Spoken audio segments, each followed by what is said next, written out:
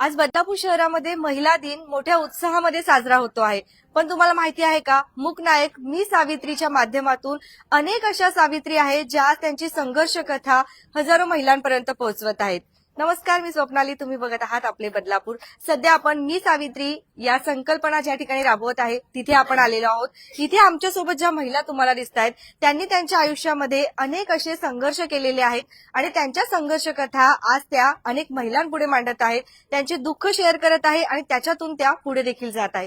तुम्ही सुद्धा विचार करत असाल नेमकं काय आहे, आम्हालाही जॉईन व्हायचं असेल, आम्ही कसं जॉईन व्हायचं, तर खूप सुंदर मी सावित्री हा कार्यक्रम आज आपण इथे पार पडलेला बघायला मिळाला आणि खूप जण बघितले. आम्ही अशा काही कथा बघितल्या ज्याच्यातून अक्षरशः डोळ्यातून अश्रू आले आणि एवढ्या कठीण परिस्थितीमधून सुद्धा महिला त्यांचा संघर्ष करून उंच स्तरावर जातात, नाव कमवतात आणि तरी सुद्धा त्यांच्या चेहऱ्यावर एक हसू असतं.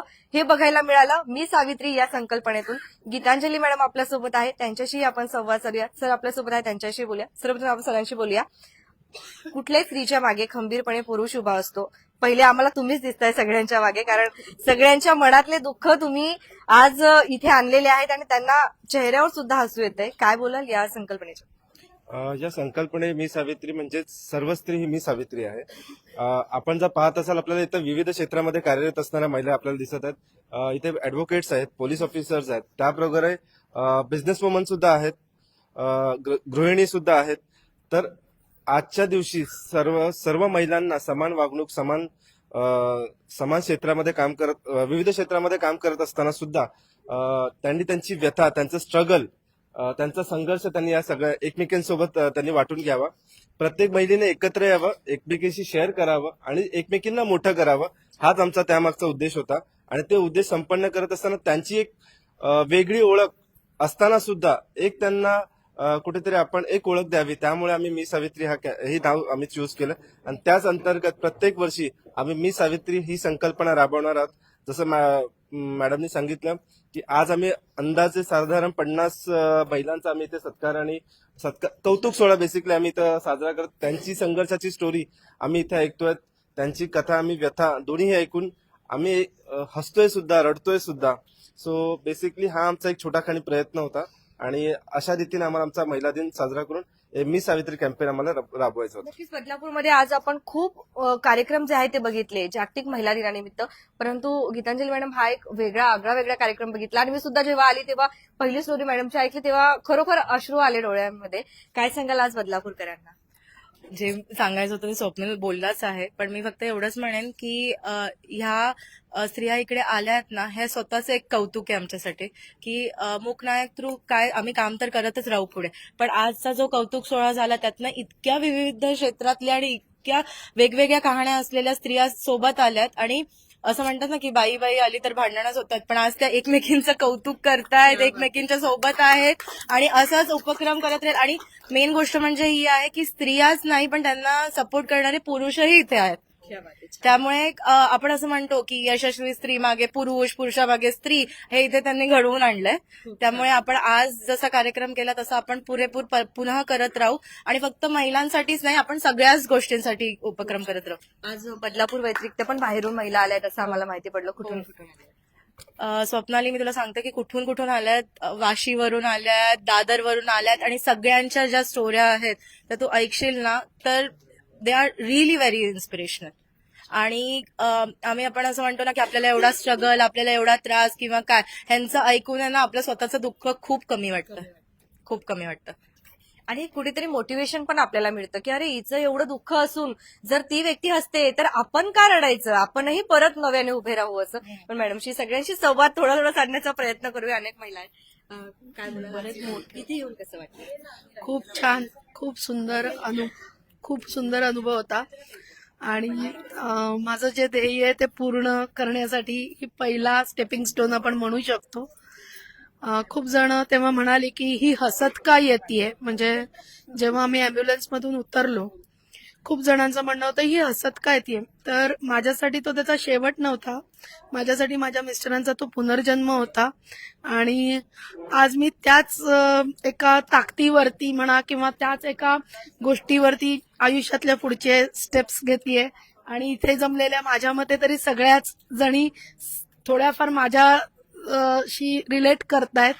आत्ताच एक दोघांनी ह्यांनी पण येऊन मला सेम सांगितलं.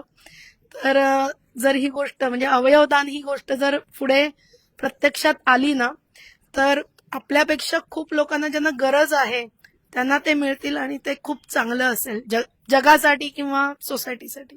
धन्यवाद मॅडम. तुमची संघर्ष कथा काय होती, काय सांगितलं? संघर्ष म्हणजे आपण इतिहासात वाचलेले सावित्री आणि ज्योतिबा, पण प्रत्यक्षात आता आपण भूमिकेत उतरतोय. खास करून माझे मिस्टर. ज्योतिबाची जी भूमिका असते, आमच्याकडे पण मुलीला शिक्षण नसतं. 12वी झाली मग तिने संसाराला लागायचं, परंतु 12वी झाली लग्न केलं आणि मला शिकायचंय असं माझे मिस्टर म्हणजे ज्योतिबाच माझे मिस्टर म्हणजे शिकायचं म्हणजे शिक म्हणे, पण प्रथेनुसार आपल्याला लग्न केलं. 18 वर्षी झाली आणि लग्नानंतर तुम्हाला सांगते या माझ्या मिस्टरांमुळे मी डीएड केलं, बीएड केलं आणि ऍडव्होकेट. आज ऍडव्होकेटला ऍडमिशन घेतलं. लास्ट स्टेपला 2 महिन्यापूर्वी माझे मिस्टर ऑफ झाले आणि 2 महिन्यानंतर माझे LLB पास झाले. म्हणजे खेदाची गोष्ट वाटते का, तर ते आहेत माझ्या पाठीशी. मी त्यांना कधीच हरवले नाही. आणि त्यांनी एक कोऑर्डिनर अटॅक होता म्हणजे ऑन ड्युटी होते TC. त्यांनी डोळे दान दिले होते. डोळे दान दिले तर ते डोळे हॉस्पिटलमधून मला फोन आला की मॅडम तुमच्या मिस्टरांचे डोळे, एक 26 वर्षाचा मुलगा बाईकवरून जो पडला तो हेल्मेटच्या काचा त्याच्या डोळ्यात गेला आणि ते पूर्ण डोळे त्याच्या बाहेर गेले. फक्त तुम्ही खचू नका. मग मी अजूनपर्यंत हिमतीने अजून उभी राहिले. मुलगा MBBS ला आहे, मुलगी इंजिनियर आहे. छान त्यांनी संसार आमचा सुंदर आहे.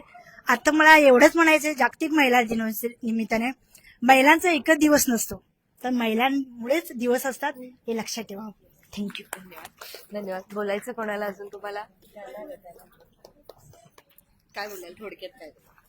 नमस्कार. सर्वप्रथम स्वप्नीलला, गीतांजलीला त्यांनी इथं प्लॅटफॉर्म मला उपलब्ध करून दिला त्याबद्दल आणखीनच.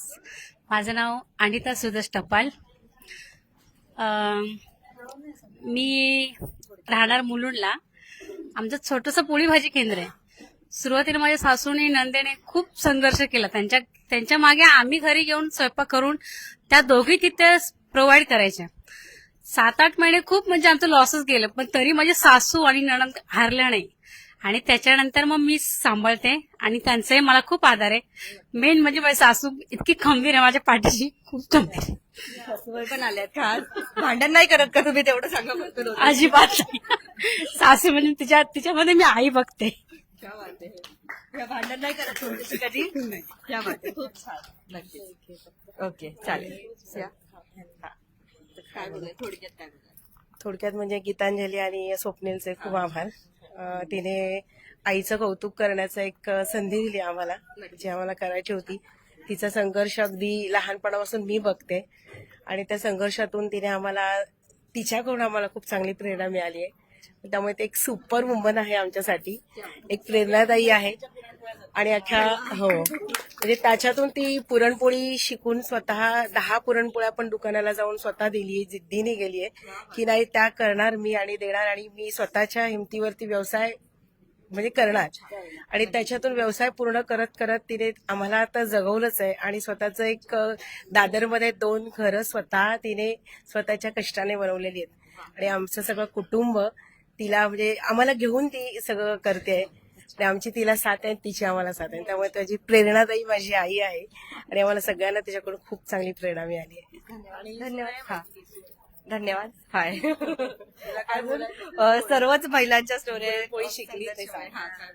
मला तर आधी काहीच जमत नव्हतं. इथे आईकडे येऊनच सर्व मी शिकली. पण त्यांचा मला इतका आधार आहे की असं त्या नसल्या तरी पण मला असं डगमगायला होतं की मी करू शकते का, असा हे होतो, प्रश्न पडतो मला. पण आता 6,500 दोघींनी मिळून पोळ्या लाटलेले आणि आता ती 5वा-6वा महिना आहे तिला गौरवते, तरी पण तिने केलेले. धन्यवाद. धन्यवाद. तुमच्या प्रतिक्रिया देखील नक्कीच येऊ द्या. शेवटची प्रतिक्रिया घेऊया आपण. नमस्कार. मी आज कार्यक्रमाचं सूत्रसंचालन करतोय. माझं नाव आनंद लेले आणि अतिशय छान कार्यक्रम यांनी आयोजित केलाय. मूकनायकच्या माध्यमातून स्त्रियांच्या कथांना म्हणजे ज्या कथा मूककथा असतात त्यांना बोलकं स्वरूप त्यांनी दिलेलं आहे. मी एक चारोळी रचलेली ती सादर करतो.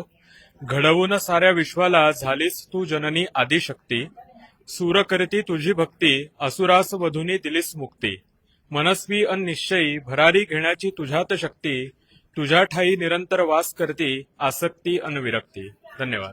धन्यवाद. धन्यवाद. बघत राहा आपले बदलापूर. सावित्री बोलायला सांगायचं. ठीक आहे, चालेल. ओके. एकदा सगळे आपण मी सावित्री बोलूया.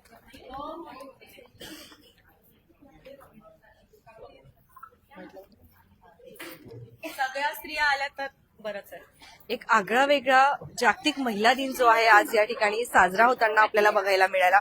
खरं तर आपल्या मनातील दुःख कोणीतरी विचारावं आणि असा प्लॅटफॉर्म आपल्याला मिळावा प्रत्येक स्त्रीला वाटत असतं आणि तो प्लॅटफॉर्म कुठेतरी गीतांजली मॅडमनी आज या सगळ्या महिलांना उपलब्ध करून दिला आहे. त्यामुळे खरोखर त्यांचं कौतुक जे आहे ते व्हायला पाहिजे. छान, ठीक आहे, ओके. मी सावित्री.